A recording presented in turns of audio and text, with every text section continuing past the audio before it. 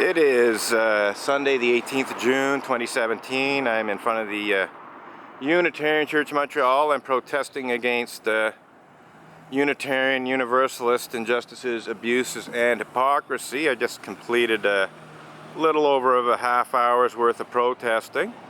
Had a pretty good monologue about how the Unitarian Universalist Association in Boston hired Stikeman Elliott, barristers and solicitors litigation lawyer, Maitre Marc-Andre Coulombe, to falsely accuse me of the criminal act of blasphemous libel and legal bullying that was intended to cover up and possibly even officially deny clergy abuse committed by Unitarian Universalist ministers. But more specifically, it was a misuse of Canada's soon-to-be repealed blasphemy law and clergy sex abuse cover-up legal bullying meant to cover up and deny pedophilia and rape committed by certain Unitarian Universalist ministers.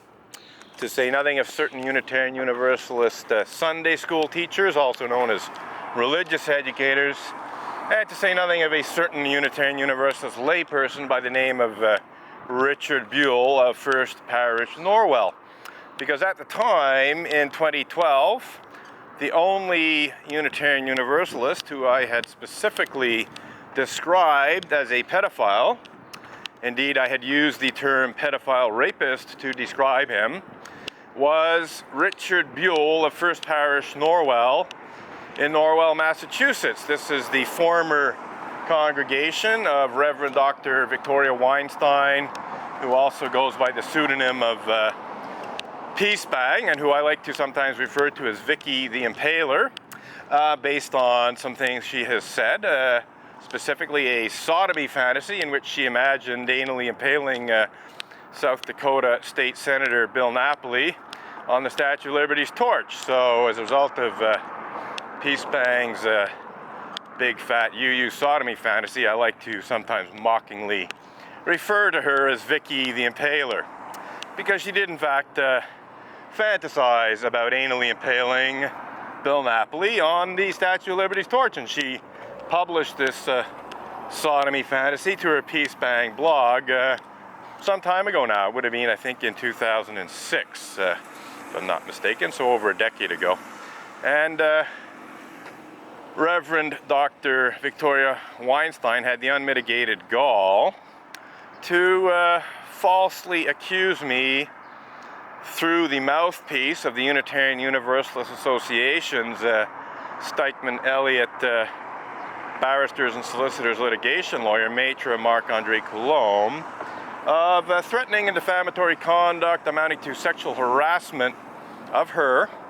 I find that quite ironic, in that her sodomy fantasy, imagining South Dakota State Senator Bill Napoli anally impaled on the Statue of Liberty's torch, could be quite reasonably described as threatening and defamatory conduct amounting to sexual harassment of Bill Napoli on the part of Reverend Dr. Victoria Weinstein, also known as Peace Bang. So extreme hypocrisy on the part of not just Peace Bang, but also the Unitarian Universalist Association. I actually filed a clergy misconduct complaint against Reverend Dr. Victoria Weinstein as a result of repeated conduct unbecoming a minister on her Peace Bang blog. And in that complaint, I included a complaint about her sodomy fantasy. And when I complained about Reverend Dr.